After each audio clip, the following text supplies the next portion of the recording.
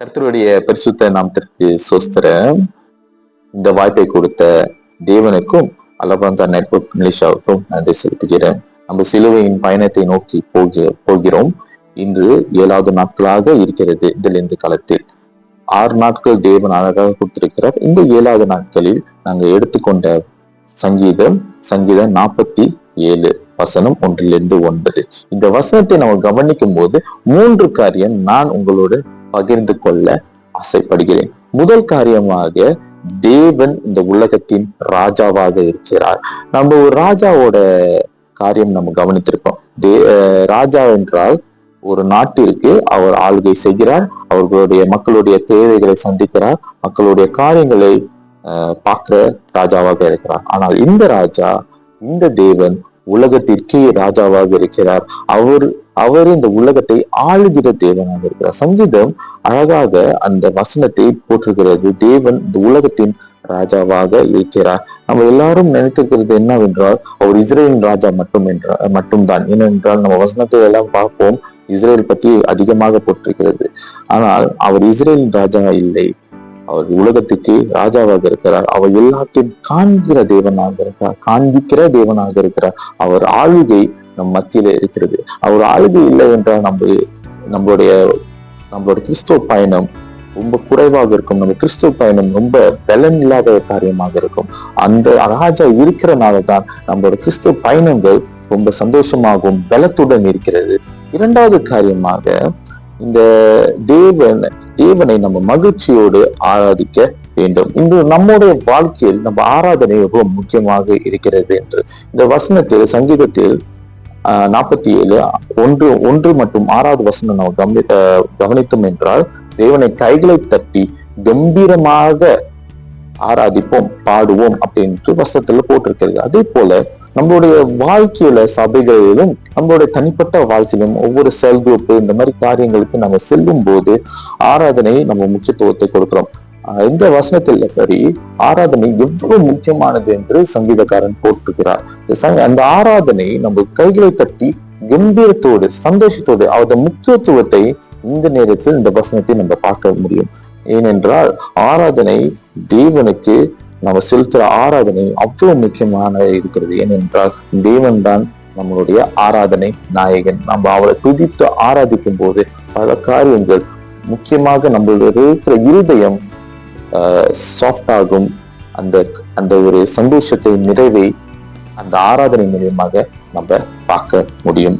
3வது காரியமாக, தேவனானவர் இந்த உலகத்தில் இருக்கிற ஒவ்வொரு மக்களையும் கவனிக்கிற தேவனாக இருக்கிறார். நம்ம சங்கீதம் 47:3-4 படித்தோம் என்றால், அந்த வசனத்தில் தேவன் அவர் மக்களை எவ்வளவு கவனித்திருக்கிறார், அவருடைய வாக்கு தத்தம் நிறைவேற்றுகிற தேவனாக இருக்கிறார்.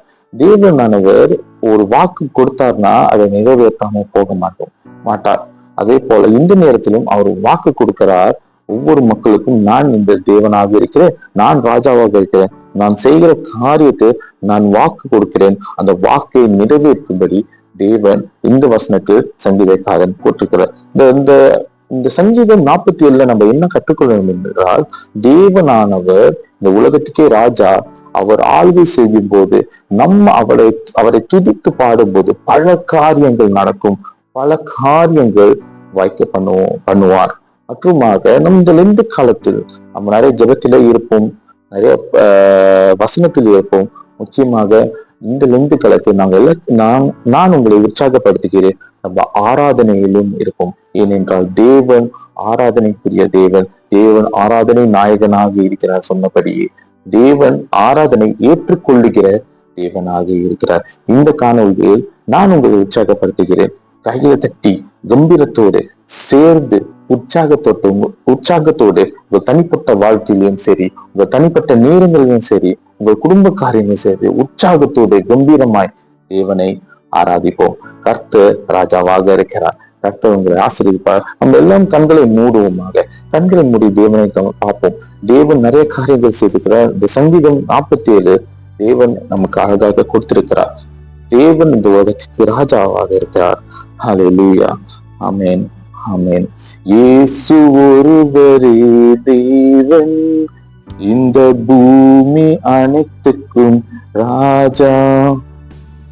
இயேசு ஒருவரே தேவன், இந்த பூமி அனைத்துக்கும் ராஜா.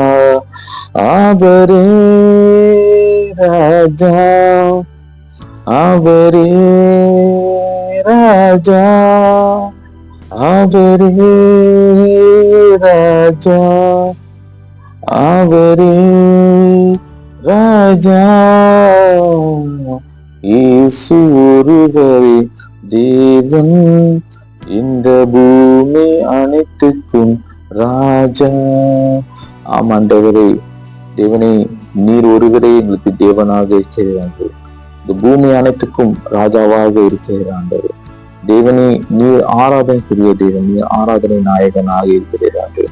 நாங்கள் வாய்கள் திறந்து நாங்கள் ஆராதிக்கும் போது எங்கள் இருதயம் முழு மனதோடு உண்மை ஆராதிக்க வேண்டும் என்று நீங்கள் ஆராதனை ஏற்றுக்கொள்ளுகிற தேவனாக இருக்க அதற்காக நன்றி செலுத்துகிறோம் என்று.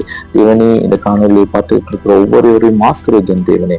அவர்கள் ஆராதிக்கும் போது நாங்களும் ஆராதிக்கும் போது தேவனே, எங்களை இருதயத்தை திறமாண்டது, எங்கள் இருதயத்தை திறந்து நாங்கள் வாய்கள் மூலியமாக ஆராதிக்கும் போது அந்த ஆராதனை வல்லமையாக வேண்டும் ஆண்டரே. அந்த ஆராதனை மூலியமாக அது வல்லமையாக வேண்டும் என்று இவனை நாங்கள் சத்தத்தோடு கையை தட்டி கம்பீரத்தோடு நாங்கள் ஆராதிக்கும் போது அந்த நேரத்தில் நீர் அதை கவனித்து நீர் பார்த்து கொண்டிருக்கிறார் ஆண்டரே. இவன் இந்த உலகத்துக்கு நீர் ராஜாவாக இருக்கிறார். எங்களுடைய தேவைகள் எல்லாத்தையும் சந்திக்கிற தேவனாக இருக்கிறார். ஒரு ராஜா எப்படி அவர்கள் நாட்டிற்கு தேவைகளை சந்திக்கிறீர்களோ அதே போல இந்த உலகத்திற்கு நீர் ராஜாவாக இருந்து எங்கள் தேவைகளை சந்திக்கிற தேவனாக இருக்கிறேன். இந்த லெந்து காலத்தில் தேவனே, நாங்கள் நிறைய வசனம் படிப்போம், நிறைய ஜெபத்தில் தரித்திருப்போம். முக்கியமாக ஆராதனையை நாங்கள் தரித்திருக்க வேண்டும். ஏனென்றால் நீர் ஒருவரே ராஜா, நீர் ஒருவரே தேவன், நீரே எல்லாவற்றையும் ஆளுகிற தேவன், நீர் என்றென்றும் வாக்கு மாறாத தேவன்.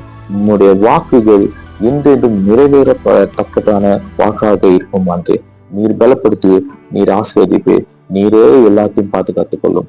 இயேசு நாம் ஜெபிக்கிறோம் ஜீவனுள்ள நல்ல பிதாவே. ஆமென், ஆமென். கர்த்தர் உங்களை ஆசீர்வதிப்பாராக.